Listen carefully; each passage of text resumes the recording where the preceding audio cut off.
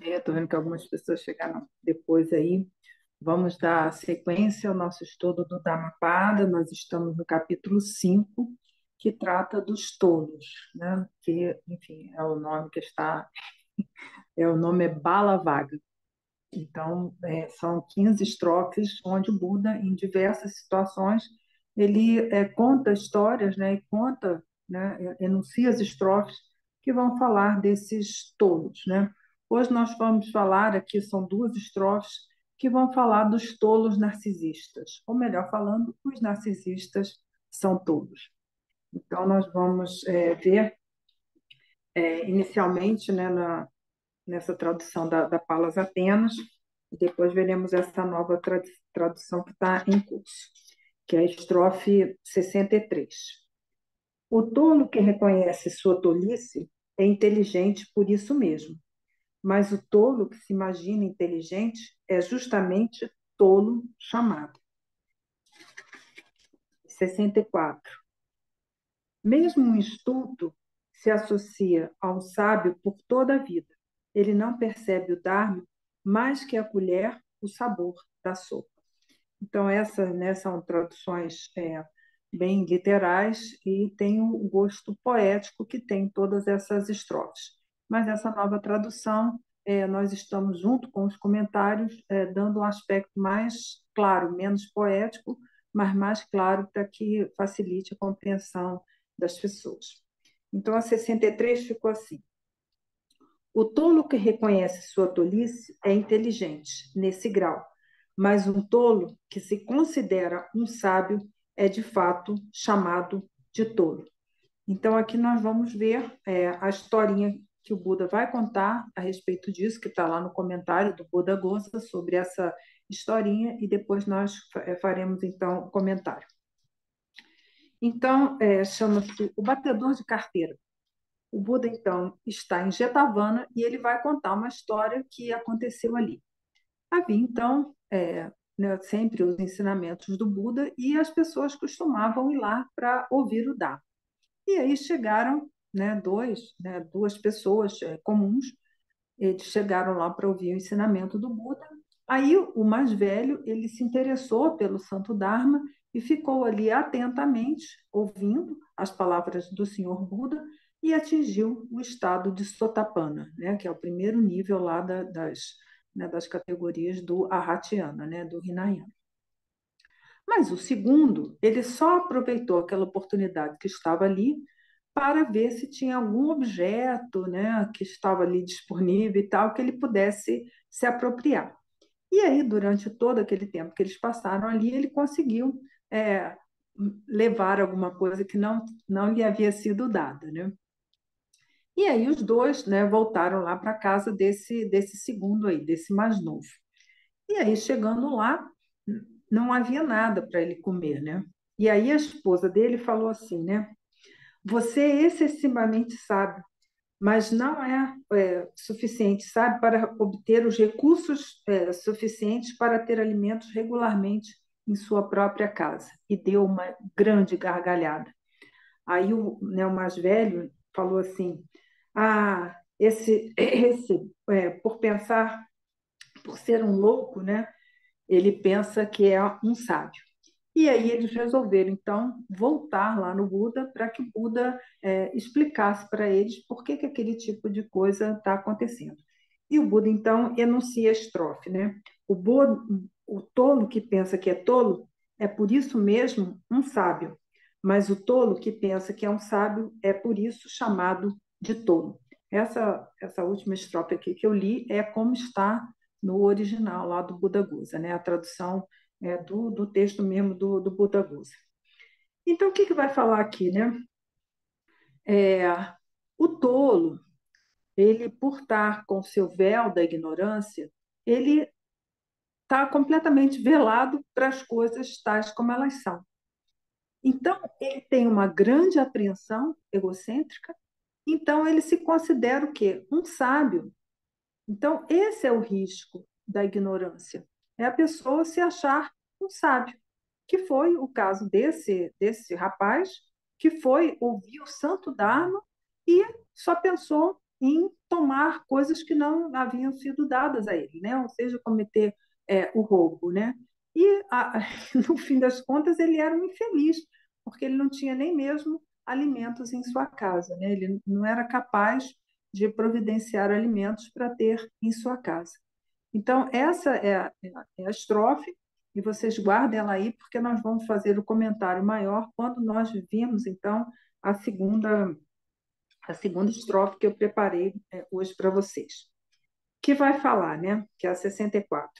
Se um tolo estiver associado a um sábio por toda a sua vida, ele perceberá a verdade, o santo Dharma, da mesma forma quanto uma colher percebe o sabor da sopa.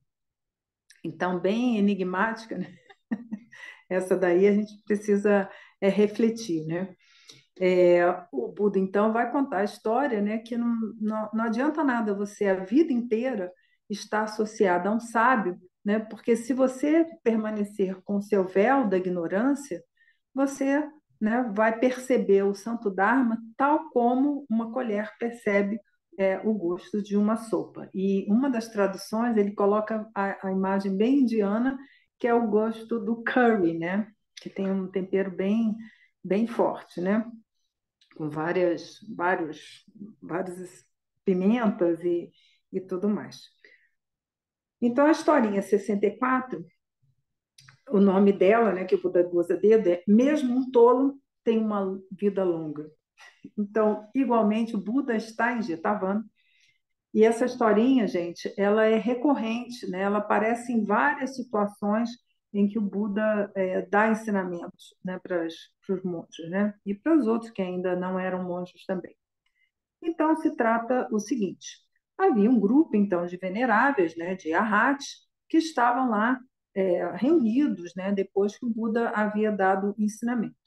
Mas depois eles já não tinham mais nada para fazer ali e foram-se embora, né? E ali ficou a câmara perfumada, né, com o trono do Buda, eles ficaram vazios.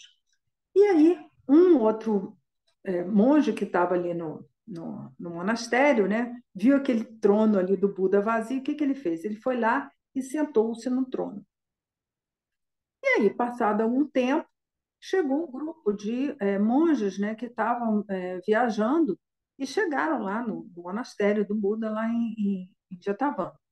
E aí eles viram, né, eles não conheciam o Buda. E aí eles viram, né, aquele monge sentado ali no trono do Buda, né, e falou assim: ah, esse deve ser o senhor Buda. E aí fizeram, né, algumas perguntas a eles, né, sobre os agregados, né, os eskandas, sobre os datos, né, os indrias, e ele simplesmente permaneceu em silêncio, né? E aí eles falaram, né? Ah, quem é esse monge que deveria viver, que vive no monastério do Buda, né? Ele não sabe nada sobre os agregados ou os datos, né?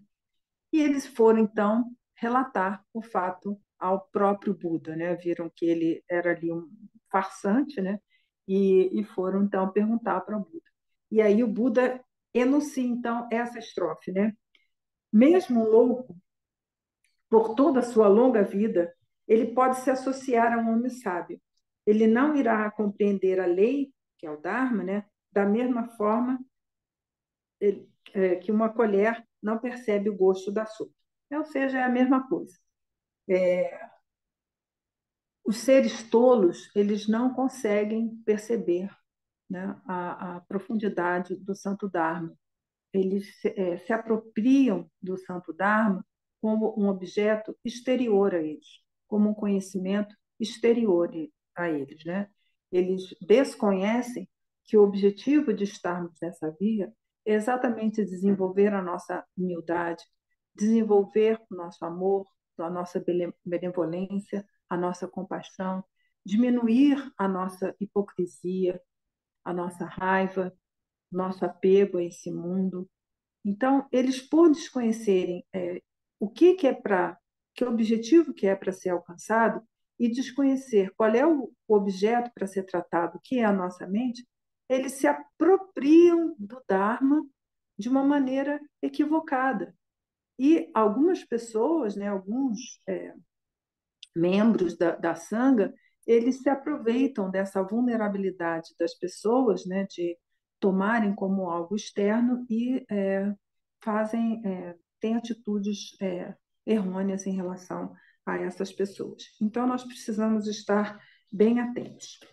Então, vamos para a explicação das duas. Como vocês viram, e eu falei anteriormente, a ignorância propicia o desenvolvimento do narcisismo, né? Por desconhecer qual é a nossa verdadeira natureza, nós nos apropriamos de uma série de elementos, né, que nós percebemos pelos nossos campos sensórios e tomamos aquilo como sendo a nossa própria identidade. Então, vamos dar sequência aos estudos que nós começamos na semana passada, né?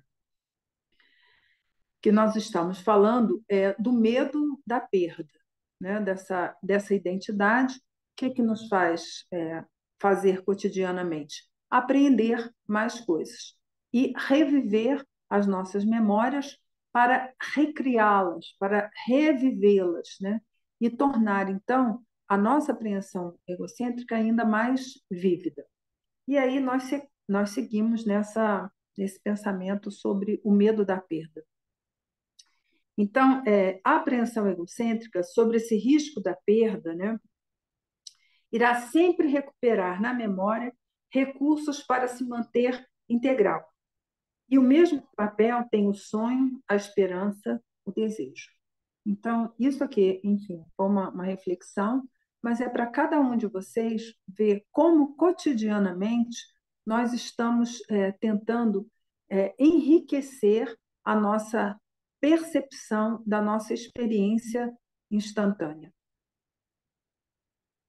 Essa é uma reflexão muito importante. Nós devemos realmente fazer esse exercício, porque isso tudo é da apreensão egocêntrica buscando recuperar aquilo que já partiu, que é passado, né? Ontem uma pessoa me mandou uma fotinho, né, de uma criança que hoje já passa dos 50 anos, né? Mostrando lá a fotinho da criancinha, né? Que já é um belo de um adulto. Mas aí, qual foi a reflexão, né? Era uma casa de uma mãe, né? Buscando aquela infância daquela criança que não existe mais, né? Aquela criança já se tornou um adulto. Então, foi, para mim, né, bem fácil de reconhecer como é que realmente as pessoas que estão fora do Dharma ou que estão no Dharma, mas desconhecem qual é o objetivo do nosso trabalho aqui, elas ficarem buscando memórias antigas, porque aquilo ali satisfaz a apreensão egocêntrica dela, né? Provavelmente para essa mãe, pensar no filho, né, uma criancinha, é bem mais confortável de ter que lidar, né, com um filho adulto que tem sua visão, que pensa algumas coisas diferentes dela mesma. Então, isso é um exemplo bem simples, né, de como nós cotidianamente vamos buscando recuperar as nossas fantasias, né? Nossas imagens, nossas memórias. E aí da gente também ver que através da esperança, dos sonhos e dos nossos desejos, nós fazemos a mesma coisa. Então, não se trata simplesmente do passado, mas nós também, quando começamos a especular a respeito do futuro, aí com sonho, esperança e tudo mais, nós estamos igualmente tentando agregar à nossa experiência presente coisas que são do futuro, que nem existem, né? São projeções, especulações da nossa mente. A experiência presente, quando nós já vamos nos tornando realmente praticantes do Santo Dharma, ela vai se tornar uma experiência aberta, né? Onde as causas e condições estão constantemente fluindo. Então, as coisas podem mudar, né? E, em geral, mudam, e a gente não está preparado para isso, porque nós estamos presos naquela experiência rígida, achando que as coisas são daquela maneira que nós projetamos e colocamos naquela experiência presente coisas do passado e coisas do futuro, com os nossos sonhos, com as nossas esperanças. Então, olha só como é que, através do véu da ignorância, nós perdemos a nossa percepção direta da experiência tal como ela é, que é esse o objetivo que a gente vai atingir posteriormente, né? Que é a talidade ou a assindade, né? Assim está nos tratados de filosofia budista. Ver as coisas tais como elas são, ou seja, sofrimento, desprovidos de natureza própria, impermanentes, né? Que são os selos do Dharma de todos os fenômenos. E aí nós perdemos isso. E com essa perda, o que, que acontece? A gente acaba consolidando, solidificando cada vez mais a nossa apreensão egocêntrica. E a gente não pode esquecer que o único objetivo que temos no Dharma é nos liberar da nossa apreensão egocêntrica. E aqui nós estamos, né, no sentido inverso, né? Em vez de ter simplesmente a experiência direta, nós consolidamos ainda com coisas que, né, como, por exemplo, as nossas esperanças. A gente coloca ali na percepção de um fato simples que está acontecendo. E aí vem outra reflexão seguindo daí, né? Tentamos recriar, né, ou criar um mundo idealizado de acordo com as nossas crenças. Essa é outra reflexão muito profunda, que vem, né, na sequência, né, desse postulado que eu coloquei aqui, né? Nós, é, de posse da nossa apreensão egocêntrica, o que, que a gente vai tentar fazer? Sempre recriar e dar vivacidade a ela. Então, a cada instante, mesmo que uma experiência seja de uma maneira X lá, a maneira que a coisa como ela é, nós vamos ver com a nossa visão enviesada das coisas. Porque nós estamos tentando a cada instante valorizar a nossa apreensão egocêntrica. Então, olha só um segundo risco que nós, quando estamos com o véu da ignorância, temos. Né? Nós não vemos as coisas tais como elas são, e sim de acordo com as nossas crenças. Quantos fatos históricos, né? A gente diz que a história é contada pelos vencedores, né? A visão dos fatos históricos, né, que aconteceram aí nesses tantos anos, né, são contadas através do viés daquele que conta, que tem ali a narrativa, de acordo com as crenças dele. Isso é bem comum, né? Quem vai estudar história de verdade, ele vai ver os diversos pontos de vista, né? Porque várias pessoas estiveram presentes num determinado fato, né? Eu, né, com a minha idade já, eu tive a oportunidade de estar num fato histórico, eu estava lá, eu vi, né? E muitas pessoas contam a história de uma forma completamente diferente, né? E até recentemente teve essa, eu falei, mas eu estava lá, eu vi, não foi nada disso não, né? Enfim, pode ser a minha visão enviesada também, né? Mas todo mundo sabe isso, né? Cada um tem uma visão de acordo com as suas próprias crenças, porque tudo que nós queremos dentro da crença egocêntrica é confirmar as nossas crenças. Então, olha só como é que novamente, a gente perde a visão direta dos fenômenos, né? Quando estamos nesse processo da ignorância, né? Isso seria bem mais simples se a gente colocar das coisas mundanas, né, em relação à percepção de uma pizza, em percepção de um filme, a percepção de coisas mundanas. Né? Isso aí é fácil a gente entender. Mas nós precisamos ver que dentro do mundo da espiritualidade e da religião, isso igualmente acontece. O que acontece? Nós, de posse da nossa crença egocêntrica, do nosso véu da ignorância, das nossas emoções perturbadoras e do nosso karma, vamos ter, em relação à experiência da espiritualidade, algo que confirme as nossas crenças ou as nossas esperanças, as nossas expectativas. Então, é a pessoa, né, esse segundo personagem aqui, que ele, né, ele não era nada ali, mas ele se acreditava alguma coisa e foi ali e sentou no trono do Buda. Então, olha só um risco maior ainda. Quando a gente aborda, no caso aqui, o nosso Santo Dharma, nós devemos ter uma atitude de disponibilidade, de abertura. Né? Eu me lembro perfeitamente, eu estava, sei lá, no segundo dia praticamente que eu estava lá no KPG, em contato com o Lama Trinlé, e eu falei, olha, eu acho que aqui a gente tem que estar disponível. A gente tinha uma outra pessoa que não está mais aqui entre nós, e ela falou, bem legal, eu conheço essa ideia também, né, de estar disponível. E o Lama Trinlé falou assim, essa é a palavra. Né? A gente estava ali super recém-chegado, e ela falou isso, né? Ele falou isso, né? É a disponibilidade. Ter essa abertura de falar assim, olha, mas eu vou ver o que né, o Santo Dharma nos ensina. O que é realmente para a gente fazer? Porque senão, gente, a gente vai abordar essa via sagrada como algo simplesmente a mais para a gente se apropriar, para enriquecer a nossa apreensão egocêntrica. E é isso lá que o Gampopa está dizendo, né, que abordar o Dharma de uma maneira equivocada, né, como não Dharma, o caminho, então, é do sofrimento maior que tem, que é nos infernos.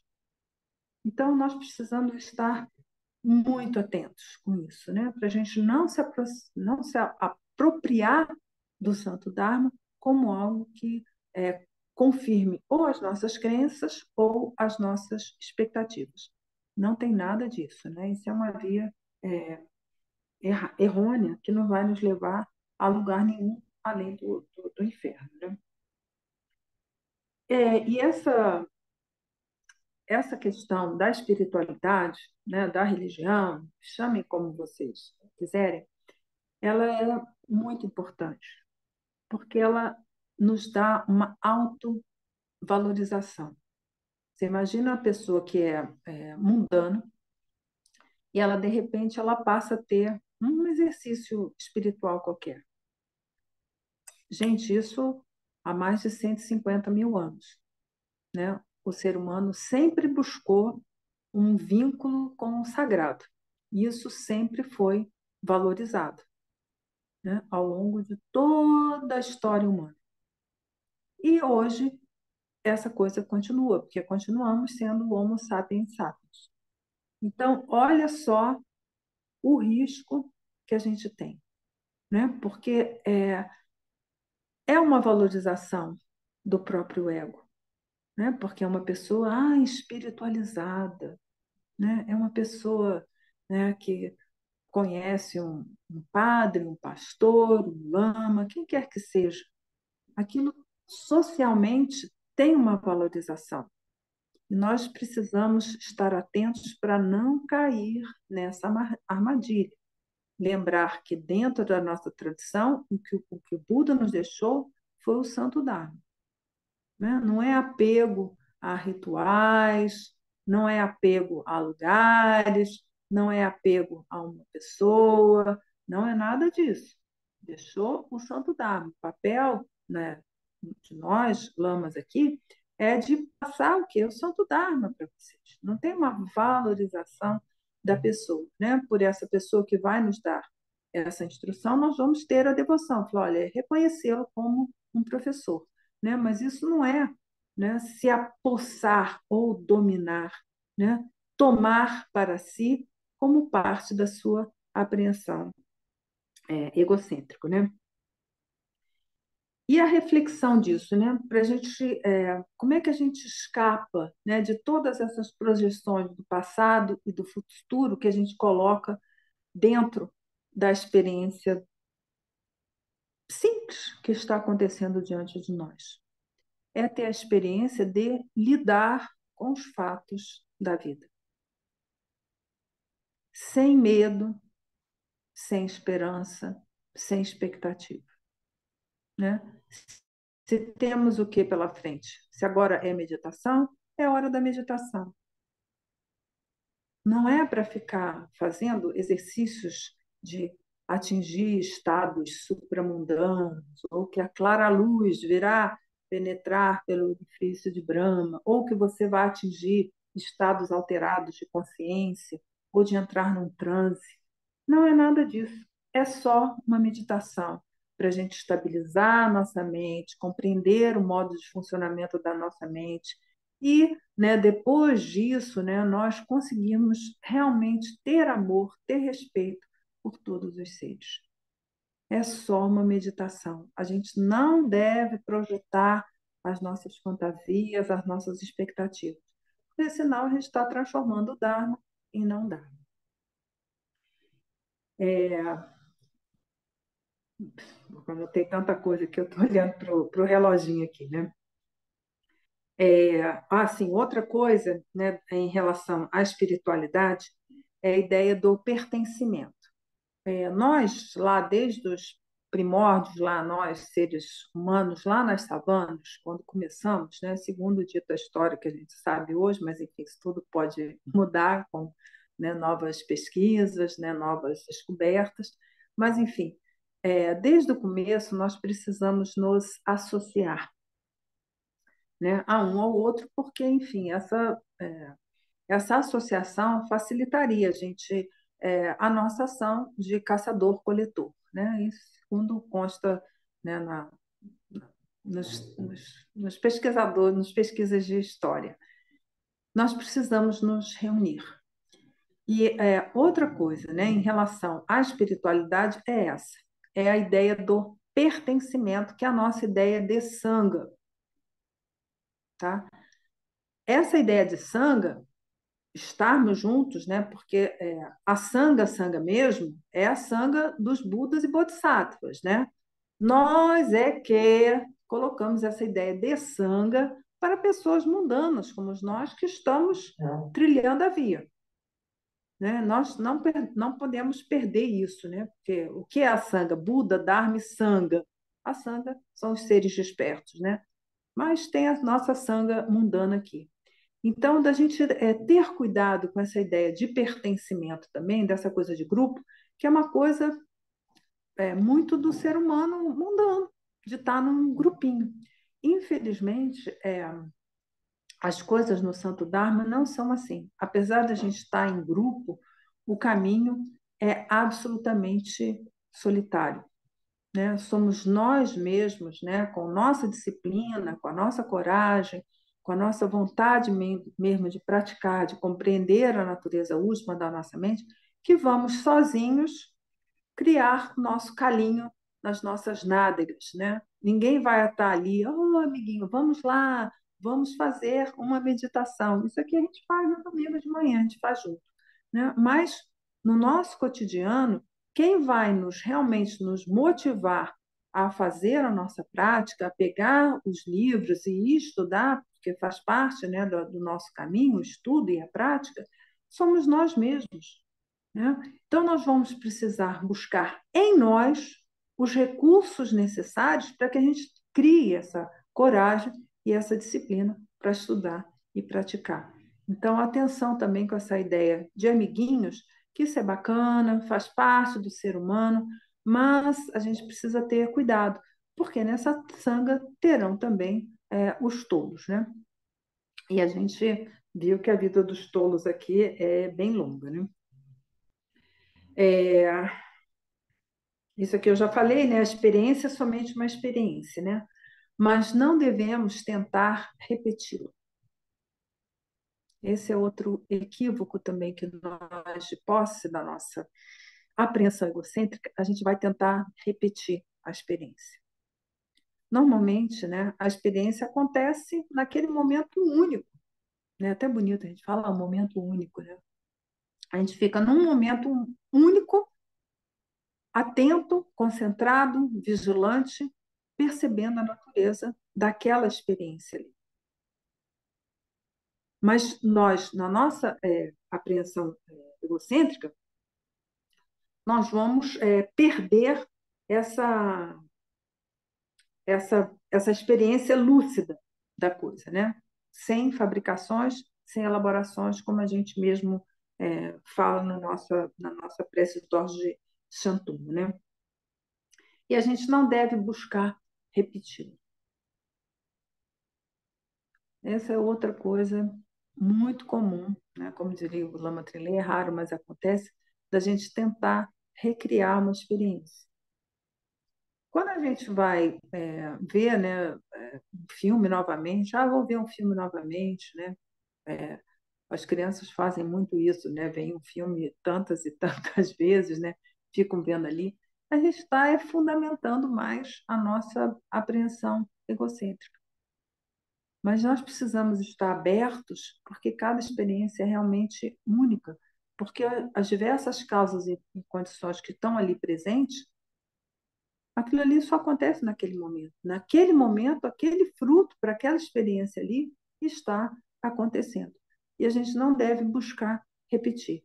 Para as coisas mundanas, até dá para a gente entender, mas imagina isso no mundo da espiritualidade. Quando a gente teve uma experiência de uma boa meditação, né, onde a gente teve as qualidades de força, atenção, concentração e tudo mais, e aí a gente quer repetir aquela experiência. Não dá para repetir, gente. Não existe repetição de experiência. A experiência é única.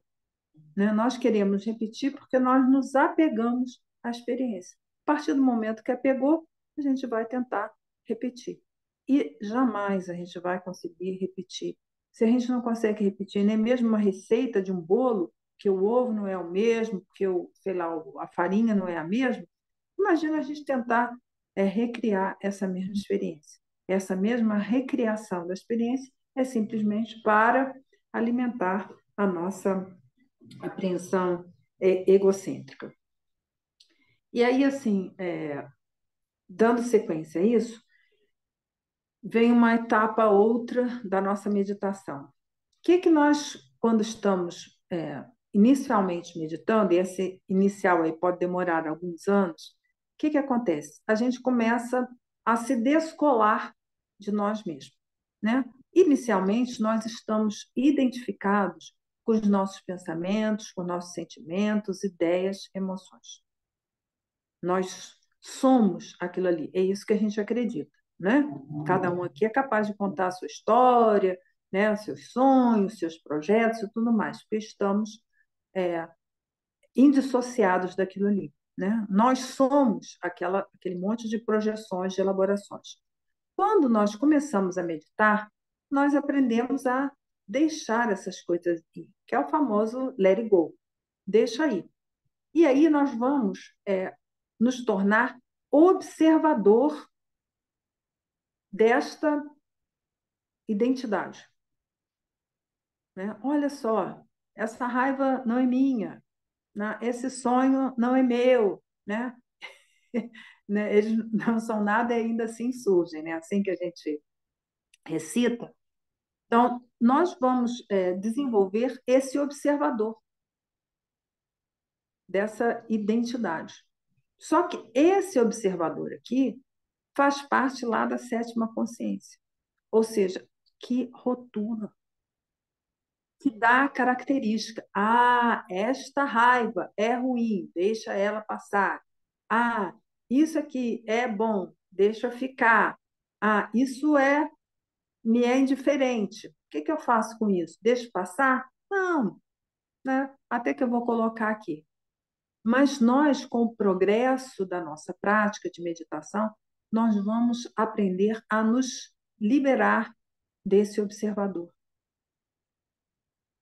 Porque esse observador, ele julga, ele rotula, ele vai dizer se é agradável, desagradável ou neutro. Então, esse vai ser o objetivo, né? Não é simplesmente a gente chegar lá num estado de observador e falar, agora, né, eu estou vendo que este bolo aqui é impermanente, né? Não é isso que se trata a natureza última da mente. É da gente também se liberar desse observador, né? Não temos necessidade desse observador, né? Porque ele vê a relatividade das coisas.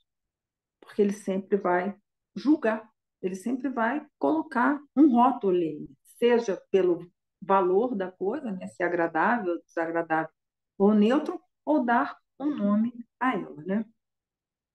Meditar, então, não é se elevar, mas estar presente. Não é algo feito pelo observador, né?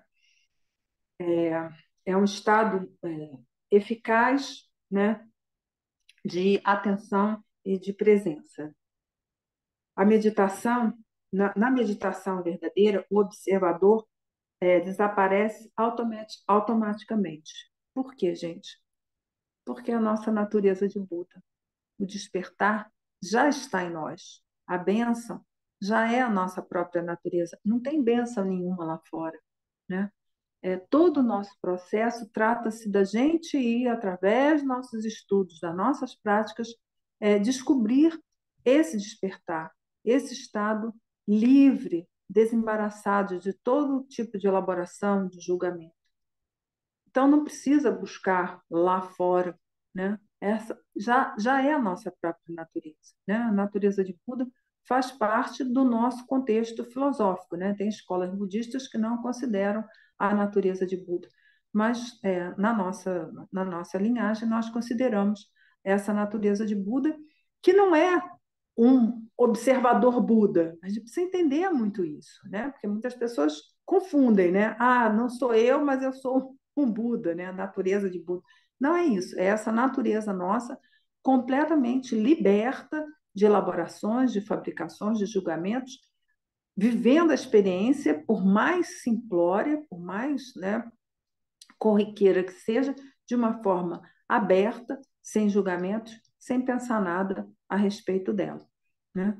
Quando a gente entra nessa perspectiva, nós estamos dentro da nossa realidade última, ou seja, a nossa relação, né, se é que a gente pode falar isso, é uma forma aberta de lidar com aquele fato ali. E aí nós teremos mais o quê? Discernimento e criatividade para lidar com aquela situação que se apresenta, né? Quanto mais é, na é, vivendo dentro da realidade relativa, nós perdemos discernimento e perdemos criatividade, né? Não é para a gente ficar louco, eu estou na realidade última, não tem karma, não tem nada e tal. Não é isso, não é o niilismo que a gente está pregando aqui. Mas nós entendemos que a natureza última é a base da natureza relativa, né? Quando a gente une as duas, nós teremos, então, uma experiência desperta em relação a todos os fenômenos. E aí nós não vamos nos comportar como os dois personagens das duas historinhas que nós é, trouxemos aqui hoje para vocês, né? Ou seja, estar numa experiência, né? Aqui citou o exemplo do Santo Daime, mas estar numa experiência qualquer que seja, com o sentido de captar alguma coisa, de se apegar para a valorização pessoal. De que você tomou sei lá, um café maravilhoso e tal, numa cafeteria, né? Em vez da gente simplesmente se comportar como o primeiro lá que tomou o que não lhe foi dado, em vez da gente passar pela experiência e tomar aquilo que foi dado, simplesmente passe pela experiência, saboreie o café, né, de uma forma aberta, né? Aproveite aquele instante ali, né? A gente tem papila gustativa, tem, né, odor, né, o olfato, a gente vai poder experimentar aquilo ali, mas sem o sentido de se apossar daquilo ali. Porque se apossar daquilo ali é ser como um tolo da primeira historinha lá, né? Que não tinha nada, e ele, né, achando que se apropriando das coisas, ele seria então mais rico, né? E igualmente também da gente não usar das nossas apreensões para se valorizar diante dos outros, né? A gente equivocadamente sentar no nosso trono e apregoar uma coisa que a gente não sabe, né? Ele foi indagado sobre os agregados e sobre os embrias, né? Sobre os dados, e ele não sabia responder. Mas nós, na nossa experiência mundana, que não tem nada de desperta, o que acontece? A gente se coloca, né, como conhecedor das coisas. Ah, eu sei isso, né? De fato, a gente não sabe nada, né? Como disse o Buda aqui, né? O tolo que pensa que é tolo é por isso mesmo um sábio, né? Mas o tolo que pensa que é um sábio é por isso mesmo chamado de tolo, tá bom? Então, chegamos aqui à conclusão. Eu havia preparado mais coisa para vocês, mas seguindo aqui na nossa programação de 9h30, nós faremos a meditação de Tenzin, seguindo as instruções do Lama Trinley. É, ele, inclusive, pediu para que a gente fizesse a meditação de Tenzin, porque é uma meditação completa, tá bom? E aí a gente faz a dedicatória quando a gente tiver a prática, tá? Nós mudamos, né? A Clarissa aí ajudou a gente para facilitar, tá um link só. Então, quem vai chegar depois, né? Não sei, só para fazer a prática, terá então a oportunidade de já estar o link aberto, não precisa a gente trocar de link, né? E foi interessante, né? Porque surgiu uma coisa nova e aí todo mundo fica, peraí, troca o link, o que está acontecendo e tal, porque a gente está tão distraído, né? Que a gente não percebe que a cada instante tem uma coisa, tá bom? Então, nós faremos a prática como nós fizemos no domingo passado, a prática curta, ela é tão valorosa quanto a prática longa, tá? O importante é nós estarmos com a qualidade da mente adequada, estar realmente mergulhado no texto, né? Então, para quem não sabe, a gente começa lá na página 5b, depois da oração de Tianenzi, que está lá na página 7a, a gente vai, então, para a página 11a, última linha, a famosa 11a, última linha, tá bom? Então, vamos lá, com o nosso coração, né, realmente um amor, benevolência, compaixão por todos os seres, né, buscando compreender o sentido último do ensinamento do Senhor Buda, nós então faremos a nossa prática. No Buda, no Dharma e na sublime Assembleia, eu tomo refúgio até o despertar. Pelo mérito resultante da minha prática da generosidade das demais paramitas, posso realizar o estado de Buda para o benefício dos seres. No Buda, no Dharma e na sublime Assembleia, eu tomo refúgio até o despertar. Pelo mérito resultante de minha prática da generosidade das demais paramitas, posso o estado de Buda se realizar para o benefício dos seres. No Buda, no Dharma e na sublime Assembleia, eu tomo refúgio até o despertar. Pelo mérito resultante de minha prática da generosidade das demais paramitas, possa o estado de Buda se realizar para o benefício dos seres. Sobre a minha cabeça e a de todos os seres que preenchem o espaço, sobre um lótus branco e uma lua, está a sílaba Ri, que se transforma no supremo dos nobres, Terinzi, branco, luminoso, irradia luz de 5 cores. Sorri e fita com olhos compassivos. Os primeiros de seus 4 braços estão juntos. Nos 2 seguintes tem um rosário de cristal e um lótus branco. Está vestido com sedas, joias e uma estola de pele de gazela. O Buda de luz infinita, Amitabha, adorna-lhe a cabeça. Suas 2 pernas estão na posição Vajra e tem uma lua imaculada como respaldo. Ele é, em essência, a união de todos os refúgios. Senhor de corpo branco, não revestido de qualquer mácula, o Buda perfeito adorna a vossa cabeça, e com olhos compassivos mirais os seres. Ante Chenenzi, me prosterno. Senhor de corpo branco, não revestido de qualquer mácula, o Buda perfeito adorna a vossa cabeça, e com olhos compassivos mirais os seres. Ante Chenenzi, me prosterno. Senhor de corpo branco, não revestido de qualquer mácula, o Buda perfeito adorna a vossa cabeça, e com olhos compassivos mirais os seres. Ante Chenenzi, me prosterno.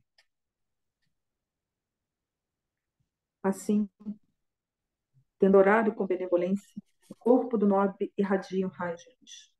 As aparências impuras causadas pelo karma e as percepções errôneas são purificadas. O mundo inanimado é a terra de Deuachen. O mundo animado, o corpo, a palavra e a mente dos seres são o corpo, a palavra e a mente do poderoso Genizi. Aparências, sons e inteligência indiferenciados da vacuidade. Om Mani Padme Hum. Om Mani Padme Hum.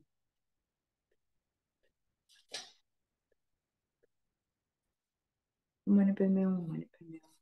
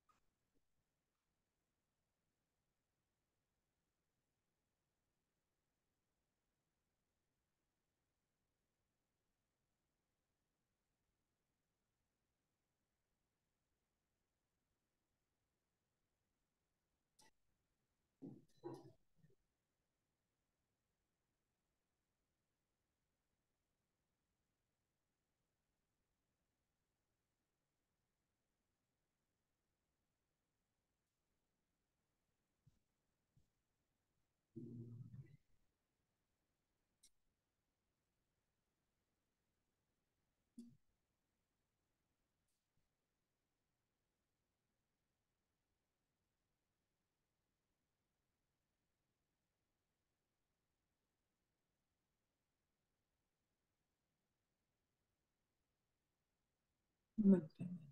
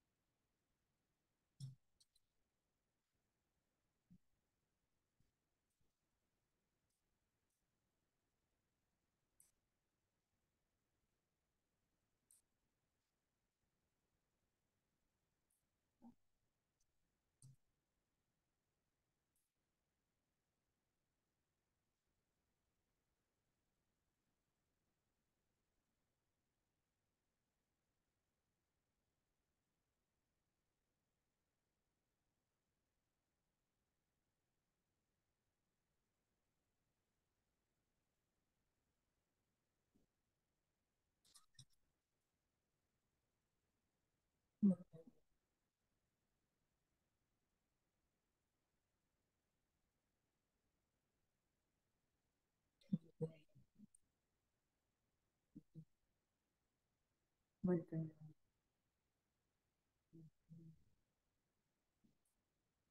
Muito bem.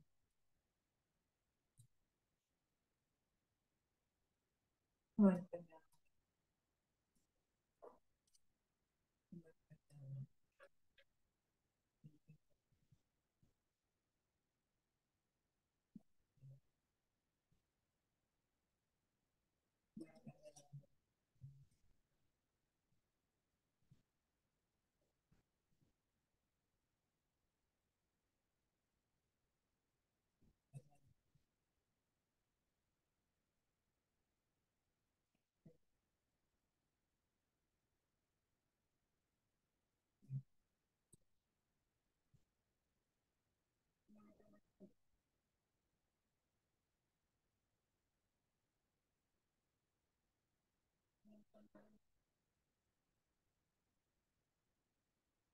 Muito bem.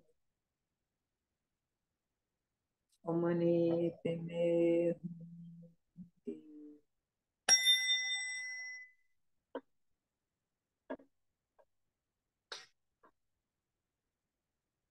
Hum.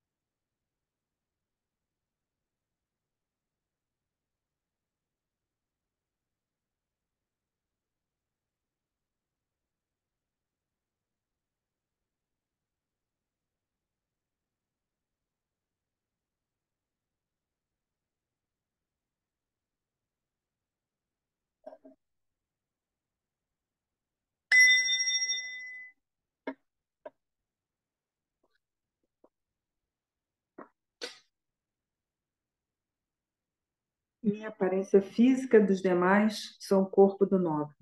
Todos os sons, a melodia de 6 sílabas. Todos os pensamentos, a imensidão da grande sabedoria. Graças a essa virtude, tendo realizado rapidamente o poderoso Shirenzi, possa eu conduzir a esse estado todos os seres sem exceção. Assim, pelo mérito dessa meditação e recitação, que eu e todos os seres vinculados a mim, logo que deixarmos essa existência impura, possamos renascer milagrosamente em Deotim. Logo que lá nascermos, possamos percorrer completamente as 10 terras e, por meio de emanações, fazer o bem do próximo nas 10 direções. Na fronteira noroeste do país de Diana, sobre a haste que une os pistilos à flor de lótus, maravilha, vós atingistes o Cide Supremo. Sois renomado como nascido do lótus, e estás rodeado por um séquito de muitas dáquines. Seguindo vossos passos, nós praticamos. Vinde e concedei-nos vossa graça. Guru Pema Siddhi-Hum. Om Mahum Benza Guru Pema Siddhi-Hum. Om Mahum Benza Guru Pema Siddhi-Hum. Om Benza Guru Pema Siddhi-Hum. Om Benza Guru Pema Siddhi-Hum. Om Benza Guru Pema Siddhi-Hum. Om Benza Guru Pema Siddhi-Hum. Om Benza Guru Pema Siddhi-Hum. Om Benza Guru Pema Siddhi-Hum. Om Benza Guru Pema Siddhi-Hum. Om Benza Guru Pema Siddhi-Hum. Om Benza Guru Pema Siddhi-Hum. Om Benza Guru Pema Siddhi-Hum. Graças a essa virtude, tendo eu realizado rapidamente o Ojempema, posso conduzir a esse estado todos os seres sem exceção. Karmapa, concedei-me vossa atenção. Karmapatiano, Karmapatiano, Karmapatiano, Karmapatiano, Karmapatiano, Karmapatiano, Karmapatiano, Karmapatiano, Karmapatiano, Karmapatiano, Karmapatiano, Karmapatiano, Karmapatiano, Karmapatiano, Karmapatiano, Karmapatiano, Karmapatiano, Karmapatiano, Karmapatiano. Emarro, maravilhoso Buda de luz infinita. Tendes à vossa direita o Senhor de grande compaixão, Chirenzi, e à vossa esquerda o Bodhisattva de grande poder, Vajrapani. Estás rodeado de um séquito de inumeráveis Budas e Bodhisattvas. A felicidade e bem-aventurança, maravilhosas e incomensuráveis nessa terra pura chamada Devatim. Imediatamente, quando eu deixar essa vida, sem interrupção de um outro nascimento, posso eu lá nascer e ver a face de luz infinita. Budas e Bodhisattvas das 10 direções, concedei-me vossa graça para que essa minha prece de aspiração possa realizar-se sem obstáculos. Teyatá, Pensadria, Awabodhani, Soha. Neste paraíso rodeado de montanhas nevadas, vós sois a fonte de todo benefício e toda felicidade. Chirenzi poderoso, tendes inguiado. Possam vossos pés permanecerem firmes nesse mundo até o esgotamento do ciclo das existências. Karmapa, compaixão encarnada de todos os vitoriosos. Karmapa, atividade reunida de todos os vitoriosos. Karmapa, regente consagrado por todos os vitoriosos. Orgendo do Trinley, rogo que permaneçais firmes nesse mundo. Onsoti, protetor dos seres, estandarte de vitória do movimento não sectário e das escolas Dapo, Champacadiu, coração do sentido último, sublime corpo de emanação, a semelhança de vossa precedente vida santa, possa vossa divindade iluminada florescer e ser longa a vossa vida. Onsoti, tu que dissipas todo medo e responde a todas nossas aspirações, Tara, Mãe única, pensa em nós, possa a sublime emanação do Lama, Pai único, Sol irradiante, viver sem éons e sua atividade florescer. Possam os pés dos gloriosos lamas permanecerem firmes, possam surgir alegria e bem-estar vastos como o céu, possamos eu e todos os seres realizar as acumulações, purificar os conhecimentos e sermos rapidamente estabelecidos no estado de luz.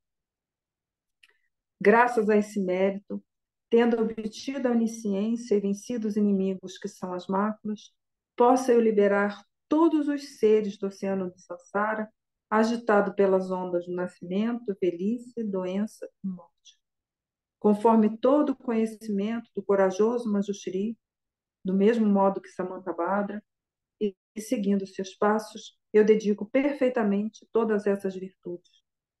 Por essa virtude, possam todos os seres completar a acumulação de mérito e de sabedoria e possam eles rapidamente obter os dois corpos santos do Buda que resultam dessas duas acumulações. Pela graça do Buda que obteve os três corpos, pela graça da imutável verdade do Dharma em si, pela graça da infalível aspiração da Sangha, possa essa súplica dedicatória realizar-se tal como ela é.